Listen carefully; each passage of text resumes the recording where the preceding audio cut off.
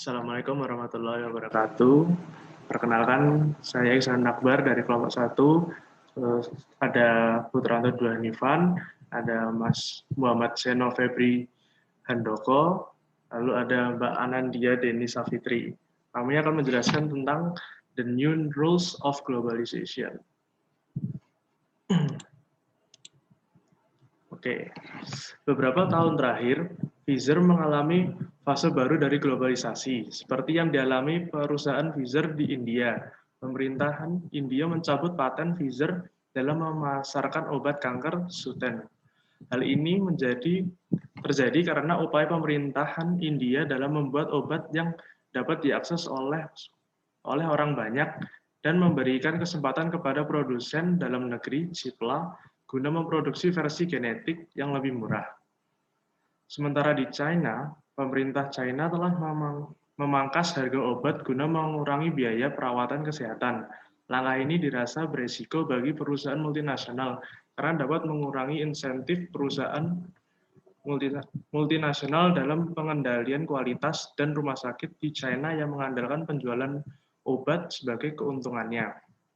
Hingga 2008, mengglobal tampak masuk akal bagi perusahaan di dunia karena pasar barat yang sangat kompetitif, ekspansi perusahaan yang melambat, pendapatan yang mulai merata, dan biaya operasional yang meningkat. Sedangkan di negara-negara berkembang, membanggakan pertumbuhan penduduk, kenaikan gaji, upah yang relatif rendah, iklim investasi yang ramah. Seiring jarak yang menyusut karena transportasi dan teknologi komunikasi yang modern, mengejar pertumbuhan secara global menjadi logis secara universal. Dan perdagangan serta arus modal melonjak. Akibat dari resesi global ini, kita telah memasuki fase baru globalisasi, yang bisa disebut globalisasi dijaga, di mana pemerintah negara berkembang berusaha untuk berhati-hati dengan perusahaan multinasional dan mulai melindungi kepentingan lokal. Ini adalah bentuk globalisasi yang berbeda, yang mana bergerak lambat, selektif, dan dengan nasionalisme dan regionalisme yang kuat. Di sini terdapat 4 faktor yang berkontribusi pada tren ini. Yang pertama, banyaknya pemerintah yang merasa berisiko ketika membuka industri guna persaingan asing karena perusahaan dan konsumen lokal sering kali memblokir pendatang baru. Yang kedua, beberapa negara telah membangun cadangan devisa yang besar dan mendorong kegiatan ekspor sehingga tidak lagi begitu membutuhkan investor asing dalam jumlah besar. Yang ketiga, pemerintah mendefinisikan keamanan nasional secara lebih luas. Dan yang terakhir, di mana China sebentar lagi akan memiliki ekonomi terbesar di dunia yang mengakibatkan mereka menetapkan aturan dan norma bisnis internasional, bukan mengikuti. Sosialisme dengan ciri-ciri Tionghoa akan membayangi globalisasi dan pemegang kebijakan melakukan investasi guna menciptakan lapangan bermain yang tidak merata guna memberikan keuntungan kepada pemain lokal. Di masa kejayaan globalisasi, sektor-sektor strategis dan non-strategis mudah diidentifikasi, seperti perusahaan minuman ringan Coca-Cola yang dapat menjual produknya di 200 negara, sedangkan Lockheed Martin yang hanya dapat menghasilkan 80% pendapatannya dari pemerintahan Amerika. Namun, di era baru globalisasi yang terkawal, sektor apapun terbukti strategis, tergantung dari sikap dan kebijakan pemerintah di negara tersebut. Dan yang selanjutnya akan dijelaskan oleh Mbak Anandia.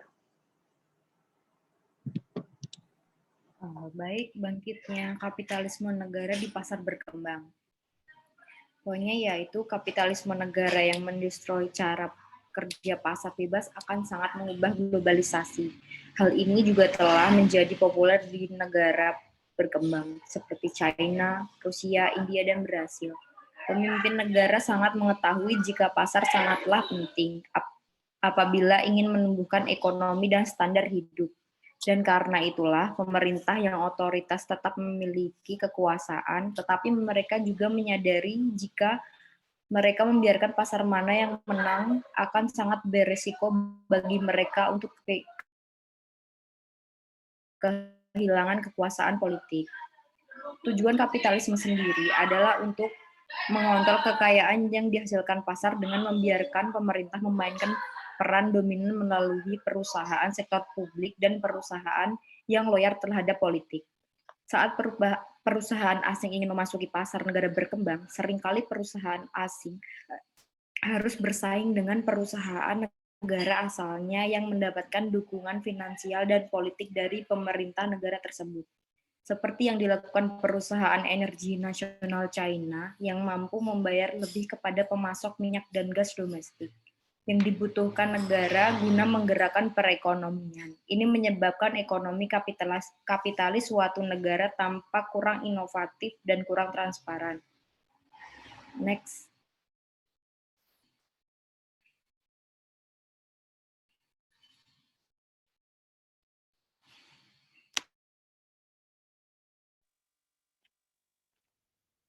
Selanjutnya, memetakan lanskap global. Sebagai CEO perusahaan multinasional harus memahami tentang perkembangan pemerintah di suatu negara yang menjadi tujuan usahanya.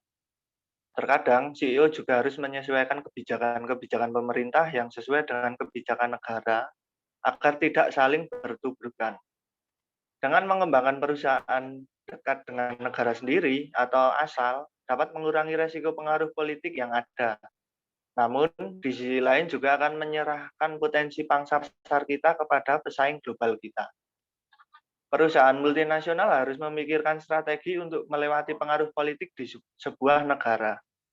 Menjalankan perusahaan multinasional tanpa memikirkan pengaruh geopolitik akan memberikan peningkatan yang baik, tetapi hanya dalam jangka pendek yang bisa berakibat fatal bagi sebuah bisnis. Faktor globalisasi juga akan menciptakan sebuah risiko baru dan harus siap dengan strateginya. Seorang eksekutif harus bisa mengantisipasi segala kemungkinan yang ada. Selanjutnya, memetakan industri. Untuk menilai pengaruh globalisasi perusahaan multinasional harus bisa menentukan kepentingan strategis antara negara asal dan negara yang ingin ditujunya.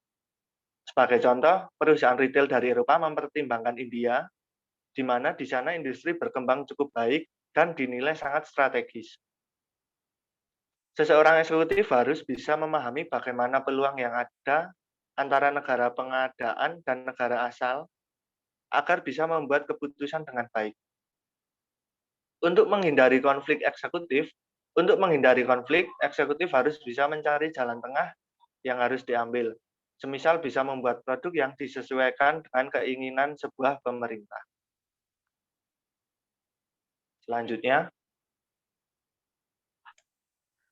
Oke, untuk selanjutnya adalah resiko baru. Mengapa disebut resiko baru? Karena resiko ini muncul karena pengaruh dari globalisasi yang saat ini terjadi sangat cepat di dunia modern ini. Ada beberapa contoh untuk resiko baru ini. Yang pertama adalah pemerintah yang mendikte harga di industri kunci dan memonitor perusahaan dengan berlebih. Dengan begini, perusahaan tidak bisa menentukan harganya sendiri dan sangat beresiko untuk perusahaan karena tidak bisa mengeksplor lebih jauh dikarenakan terus-menerus dipantau oleh pemerintah. Yang kedua adalah pasar yang berkembang, dikhawatirkan oleh pemerintah karena ditakutkan akan terjadi perubahan arus informasi yang membuat pemerintah terus-menerus mengawasi. Karena terdapat perubahan arus informasi yang cepat, pemerintah takut jika beberapa informasi penting bisa bocor atau keluar ke pihak yang tidak bertanggung jawab dan merugikan untuk negaranya atau perusahaannya. Yang selanjutnya adalah telekomunikasi menjadi industri yang memiliki nilai strategik yang tinggi. Yang keempat adalah perkembangan sektor yang serupa di dunia. Hal ini mengakibatkan semakin banyak pesaing global dan memperkecil pangsa pasar kita atau konsumen kita. Yang terakhir, yang kelima adalah tulisan jurnalis yang bisa mempengaruhi pangsa pasar. Ini sangat jelas sangat mempengaruhi pasar karena tulisan dari jurnalis ini atau pendapatnya sangat-sangat diperhatikan dan sangat-sangat dipertimbangkan oleh customer kita. Next, Mas. Yang selanjutnya adalah strategi untuk mengelola globalisasi yang harus kita jaga. Yang pertama ada strategi yaitu tetap di negara asal, namun meningkatkan nilai strategis perusahaan.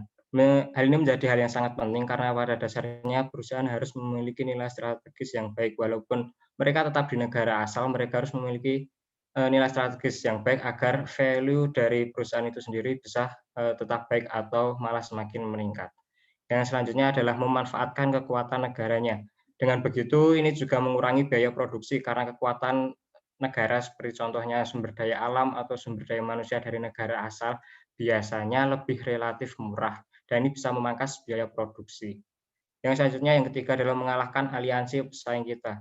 Jika strategi ini atau hal ini bisa dilaksanakan dengan baik, ini bisa memperlebar dan memperbanyak pangsa pasar kita karena bisa mengurangi pesaing kita di pasar. Yang selanjutnya adalah mengusahakan untuk beragam. Ini juga cukup dibutuhkan sebuah perusahaan agar mereka bisa memproduksi produk-produk yang beragam, yang berbeda-beda, agar pelanggan kita atau customer kita tidak mencari hal lain di perusahaan lain, agar bisa sekalian di perusahaan kita. Yang selanjutnya adalah membangun fondasi perusahaan dengan kuat. Dari awal adanya perusahaan, sebuah perusahaan harus memiliki fondasi yang kuat. Semakin besar perusahaan, maka fondasi harus semakin kuat agar perusahaan tidak jatuh bangkrut atau tidak bisa memproduksi barangnya kembali. Sekian dari kelompok kami, kurang lebihnya kami mohon maaf. Wassalamualaikum warahmatullahi wabarakatuh. Waalaikumsalam warahmatullahi wabarakatuh.